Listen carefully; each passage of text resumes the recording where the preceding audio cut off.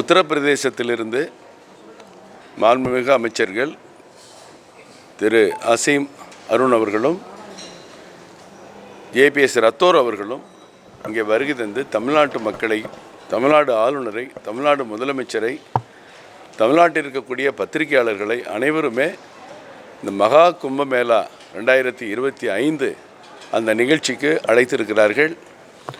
உலகின் மிகப்பெரிய நிகழ்ச்சி இதுதான் என்று சொன்னால், உலகின் மிகப்பெரிய ஆன்மீக நிகழ்ச்சி இதுதான் என்று சொன்னால் யாரும் அதை மறுக்க முடியாது. ஏனென்றால் 25லிருந்து 40 கோடி 45 கோடி மக்கள் வரக்கூடிய, பக்தர்கள் வரக்கூடிய ஒரு மிகப்பெரிய நிகழ்ச்சி நினைத்து கூட பார்க்க முடியாத அளவிற்கு மிக சிறப்பாக நடைபெற இருக்கிறது.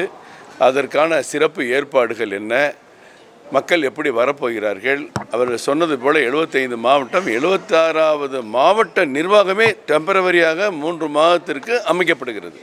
அதுக்கென்று ஒரு கலெக்டர், அதுக்குரிய SP, அதுக்குள்ள வருவாய் துறை ஊழியர்கள், அலுவலர்கள், காவல்துறையினர், இப்படி மிக சிறப்பான ஏற்பாடுகள். ரயில் மூலம், விமானம் மூலம், சாலை வழியாக வரக்கூடிய மக்களை எப்படி அங்கே ஒருங்கிணைப்பது, எப்படி அவர்களை தரிசனத்திற்கு ஏற்பாடு செய்வது, விழாவில் கலந்து கொண்டு எப்படி செல்வார்கள். ஏறத்தாழ 5000 எலக்ட்ரிக் பஸ் மட்டும் அங்கே ஏற்பாடு பண்ணுறதா சொல்கிறாங்க.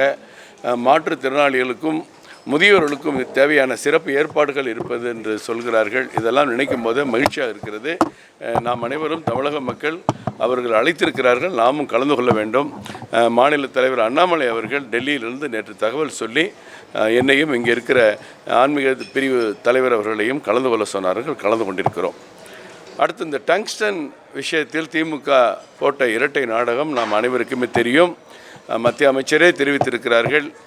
டங்ஸ்டன் சுரங்க தொழில் பற்றி பலமுறை கருத்து ஆலோசிக்கப்பட்டு, கடிதங்கள் பெற்று, கருத்துக்கள் சேர்க்கப்பட்ட பிறகே இதற்கான ஒரு ஒப்பந்தம் வெளியிடப்பட்டது, டெண்டர் கோரப்பட்டது. அது 10 மாதம் ஆகியுமே அதற்கான எதிர்ப்பை தெரிவிக்காமல் அந்த பகுதி, மேலூர் பகுதியினுடைய அரிட்டாபட்டி உள்பட, நாயக்கர்பட்டி உள்பட அங்கே பகுதியில் இருக்கிற மக்கள் போராட்டத்திற்கு பிறகு தமிழக அரசு இதை ஒரு பிரச்சனையாக ஏற்படுத்தி எல்லாருடைய கவனத்தை பெறுவதற்காக சட்டமன்றத்தில் ஒரு தீர்மானத்தையும் கொண்டு வந்தது மிகவும் கண்டிக்கத்தக்கது என்று எங்கள் தலைவர் ஏற்கனவே தெரிவித்திருக்கிறார். சட்டமன்ற தீர்மானம் நிறைவேற்றுவதற்கு முன்பாகவே முதல் நாளே மத்திய சுரங்கத்துறை அமைச்சர் மரியாதைக்குரிய கிஷன் ரெட்டி அவர்களிடம் தொடர்பு கொண்டு பேசினார், கடிதம் அனுப்பினார். அவரும் பிரதமர் அவரோடு கலந்து கொண்டு தகவல் தெரிவிப்பதாக சொன்னார்.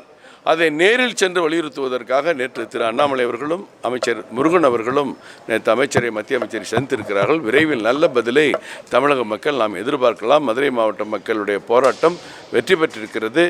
என்றைக்குமே மக்களுக்கு எதிரான எந்த ஒரு செயலையும் நாங்கள் செய்ய மாட்டோம், அதை நிச்சயமாக பாரத பிரதமர் விரும்ப மாட்டார் என்று மாநில தலைவர் அண்ணாமலை அவர்கள் சொன்னதைப் போல டங்ஸ்டன் சுரங்க தொழில் நிறுவனம் அங்கே வருவதற்கான வாய்ப்பு இல்லாது என்று நான் நினைக்கிறேன், எங்கள் கட்சியும் நினைக்கிறது.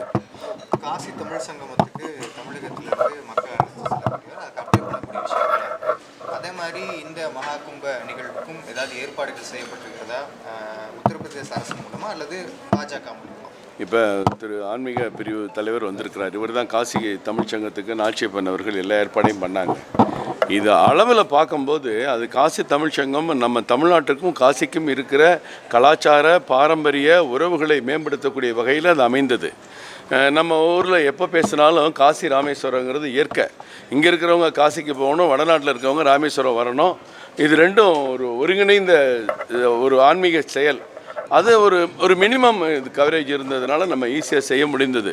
பட் இது கோடிக்கணக்கான மக்கள் வரக்கூடிய இடத்துல இது மத்திய அரசு, மாநில அரசு, அங்கே இருக்கிற முதலமைச்சர், இங்கே இருக்கிற முதலமைச்சர் இவர்களெல்லாம் சேர்ந்து திட்டமிடுவார்கள் என்று எதிர்பார்க்கிறோம். அதற்கு பாரதிய ஜனதா கட்சி தமிழகத்தில் மிக உறுதுணையாக மக்களுக்கு செயல்படும்.